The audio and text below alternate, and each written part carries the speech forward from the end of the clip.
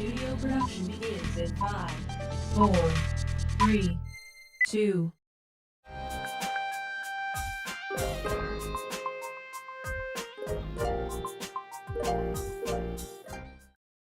Welcome to Community Foundation Spotlight. I'm Erica Joseph, president at the Community Foundation, and we're connecting people who care to causes that matter.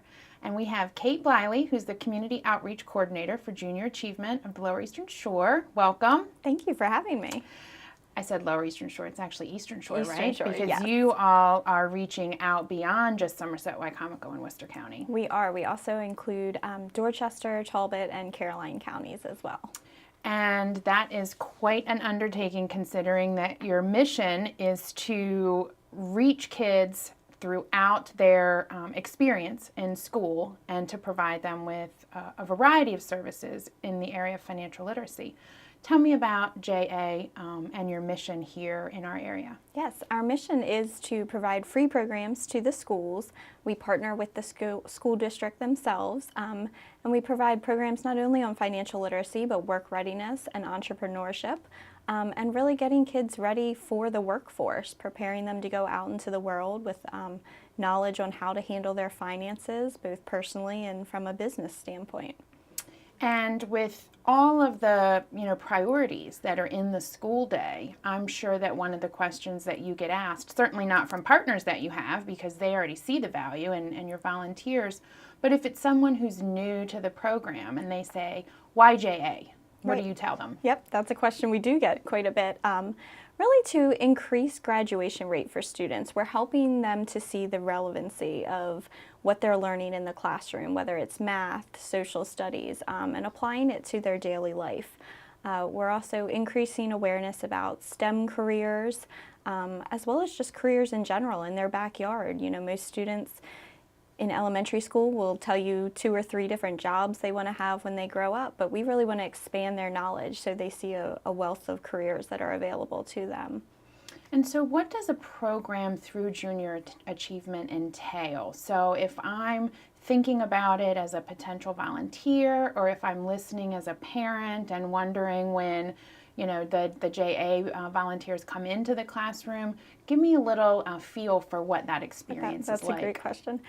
So our elementary programs are 5 visits to the classroom. They're generally about 45 minutes each. So the volunteer would do a little prep work ahead of time, reading through the lesson, making sure they know what the activity is for the day. And then they'd be in the classroom for about 45 minutes for those 5 visits. Middle school extends a little bit. They have 6 visits to the classroom, and those are generally once a week. So every Monday for 6 weeks, they would go visit the classroom and teach a lesson. And then high school is a different program. We call it Finance Park Virtual. And those are lessons that are actually taught by the teacher, and then they bring guest speakers in for a few different lessons, things like insurance and mortgages, buying versus leasing a car, and those different topics. So that really helps students at the different age levels understand the concepts of what they're learning, maybe day to day with their teacher, but then what that application looks like in the real world as a person who has to make money and hopefully be self-sufficient and do all the things that once you're a grown-up, right. You realize very quickly, but this helps provide that sequence of programming to build that foundation. Exactly, and really exposing to students to some topics they may not, normally hear day to day in their normal math or social studies lessons. Things like what a bank does and how money is handled and things like that. And sometimes we take our own children with us to the bank, and we're not even explaining to them what it is we're doing with a check or something like that. So kind of introducing those topics early on and expanding as they get to middle and high school for what they're going to need when they are on their own. Now you mentioned volunteers and visiting the classroom, but from personal experience, I know that you do not have to be a teacher or even have any kind of teaching background to be a really nice complement to your volunteer pool. What's a typical volunteer, or how do you help prepare people to be in the classroom when maybe that's new for them? Yes, our volunteers come from a wealth of different industries and backgrounds. We have high school students teaching elementary school students. We have college students involved, and then we have business people like yourself that come from all different areas of the community. And we provide we provide a volunteer training that gets you started. We give you all the materials and curriculum in a kit. So everything you need for every activity, all of the different worksheets and things like that are included. So we walk you through that so you have a better sense of what you're doing when you go into the classroom. And really, you don't have to be a teacher to be in there to volunteer. You just need to be excited about the lesson. And the guidebook is wonderful. It walks you through step by step what to say. It starts with greet the students and tell them your name. So it really breaks it down to the basics. And prompts all the way through. Yes. Do you give an opportunity for new volunteers to tag along with someone? We do. We often offer that they can shadow a volunteer. Usually it's a coworker or a friend, someone they know. But we have a vast wealth of volunteers who have been doing this for years, and they welcome a shadow for a day. And the kids are so excited Oh to my have gosh. visitors. Yes, they absolutely love having visitors come in, and by the end of your few visits, they're sad to see you go, and you get great thank you cards and things like that. Kate, can you tell me about a typical volunteer experience for a JA volunteer if they're visiting, doing a lesson and visiting the classroom? Certainly. So most lessons are between 30 and 45 minutes. So we tell the volunteers to account for obviously travel time to the school from their office or home, and then checking into the school office. You've got to have your ID with you to get into the schools. So a few minutes of prep time there, just getting in, getting settled, teaching the lessons, normally about 30 to 45, including introducing yourself, introducing a few different concepts, and then each day launches into a hands-on activity, which is wonderful, a great way to engage the students. And then they wrap up for that lesson for the day, and for elementary, they would teach 4 times after that first visit.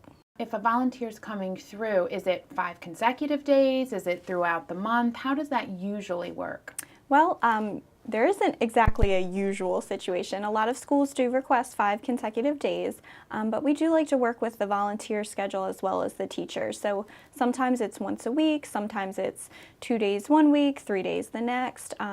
It's really flexible in how we can best fit the needs of the teacher and the volunteer. And so certainly time well spent, and you'll feel good the rest of your day. Yes, exactly. Now, if someone wants to connect to JA locally to find out how to volunteer, perhaps how to donate financially because you have expenses, to help make sure kits are available and, the things to help keep JA running, how do they reach out to you and get more information? Certainly. They can reach us on our website, easternshore.ja.org.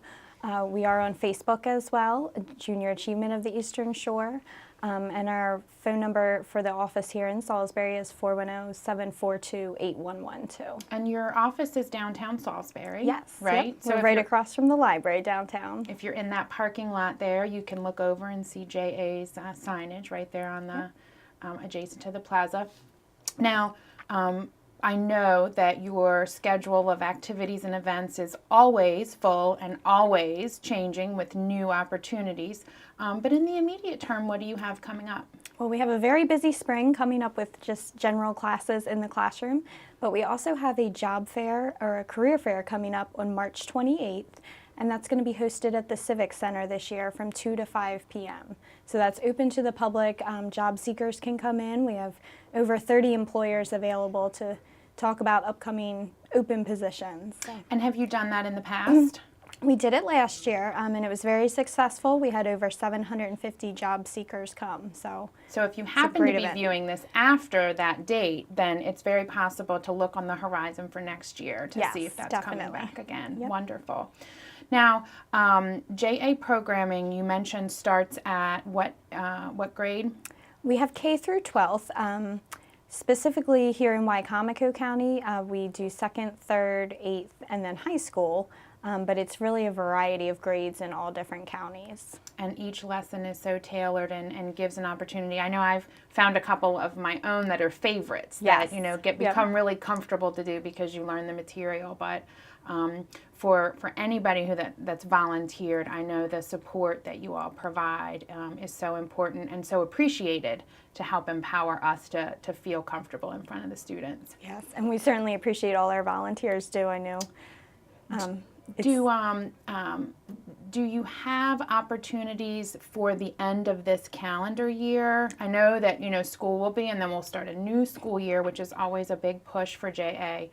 Do you have real immediate term needs for volunteers? We do. We have a very busy May coming up. A lot of the schools choose to wait for classes towards the end of the school year when they've gotten through the bulk of their required curriculum to fit in JA. So May and early June is very busy. So we're definitely recruiting for this school year.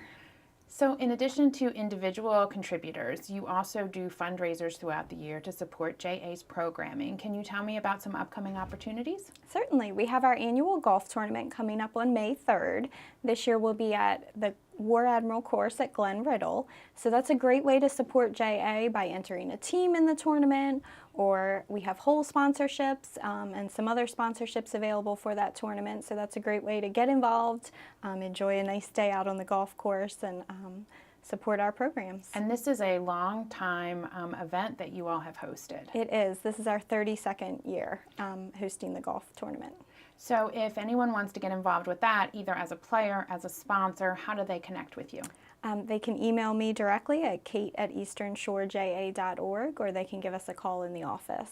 So make sure that you contact them for the opportunity. Is there anything that we didn't touch on that you would like to make sure viewers know about Junior Achievement of the Eastern Shore? I think we've covered most of it. Yep. Perfect. Well, thank you, Kate, for your time. Thank you for having me.